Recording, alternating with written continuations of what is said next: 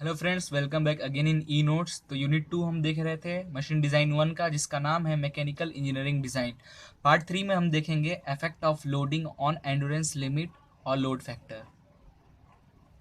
फिलहाल मेरे पास मेरा नोट्स है जिससे मैं आपको एक्सप्लेन करने वाला हूँ। मैं लिखूंगा तो टाइम वेस्ट होगा, और ट्रस्ट कीजिए आपको समझ में बहुत अच्छे से आएगा, क्योंकि मैं आपको इसमें बहुत अच्छे से एक्सप्लेन करने वाला हूँ। ठीक है, तो effect of loading on endurance limit और लोड फैक्टर क्या होता है, इस चैप्टर में हम डिस्कस करेंगे।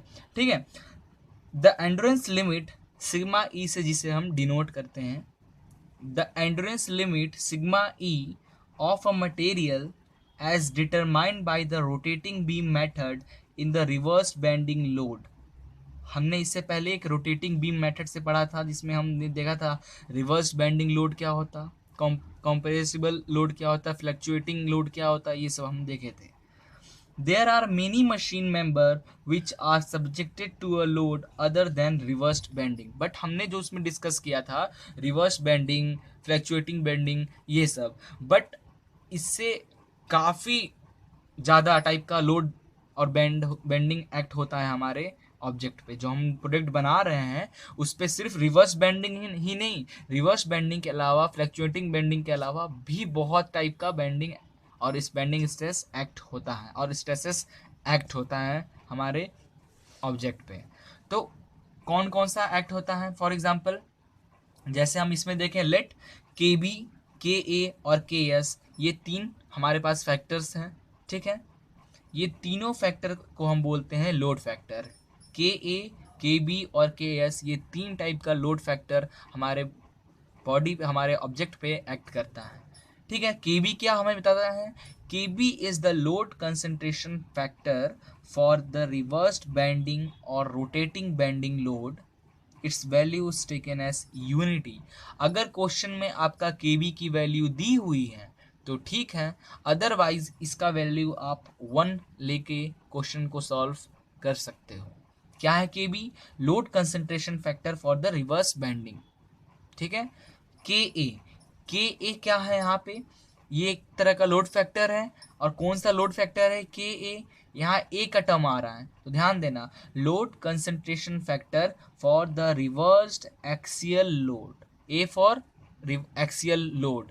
तो के ए क्या हो गया, load concentration factor for the reversed axial load. It's value taken as 0.8। अगर क्वेश्चन में आपको दिया हो के ए का वैल्यू तो ठीक है, नहीं दिया हो तो आप 1 या 0.8 भी ले सकते हो।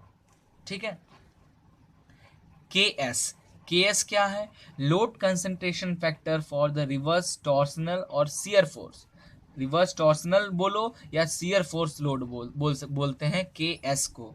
It's value is 0.55 for ductile material and 0.8 for brittle material. ये थियोरिटिकल पार्ट है, मीन्स बस आपको ये जान लेना है कि जब भी आपका जो लोड एक्ट होता है किसी रोटेटिंग बीम पे, सिर्फ रिवर्स बेंडिंग ही एक्ट नहीं होता है, उस पर काफ़ी अलग लोड एक्ट होते हैं, जिन्हें हम बोलते हैं load concentration factor for the reverse bending, for axial bending, for shear और टॉर्सन बेंडिंग। तो ये तीन टाइप का लोड फैक्टर है जो कि हमारे बीम पे एक्ट होता है। नाउ अब endurance limit for reverse bending load. Endurance limit क्या हो जाएगा रिवर्स बेंडिंग लोड के लिए, sigma E A, sigma E B. Sigma E B means endurance limit for reverse bending के लिए, रिवर्स बेंडिंग के लिए हम देख रहे हैं। ठीक है, तो सिग्मा ई मतलब एंड्योरेंस लिमिट और बी फॉर रिवर्स बेंडिंग के लिए, तो sigma E B is equal to sigma E into K B.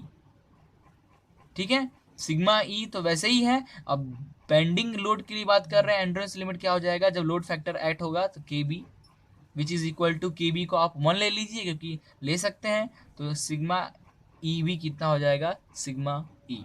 बस आप इसे ध्यान में दो। आगे देखें, endurance limit for the reverse axial load.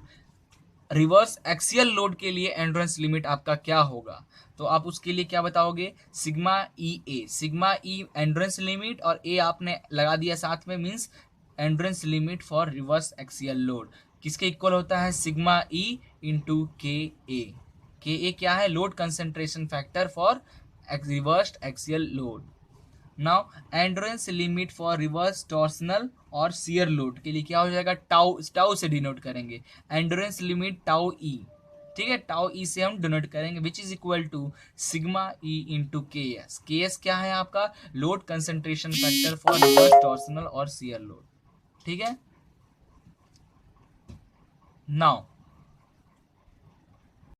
फिलहाल लोड फैक्टर इस लेक्चर में हम इतना ही डिस्कस करेंगे, आप इसे अच्छे से तैयार कर लेना, क्योंकि ये आगे जब न्यूमेरिकल हम लगाएंगे तब उसमें बहुत ज़्यादा आपको प्रॉब्लम देगा, इसलिए ये सब फॉर्मूला आप याद रखना, ठीक है।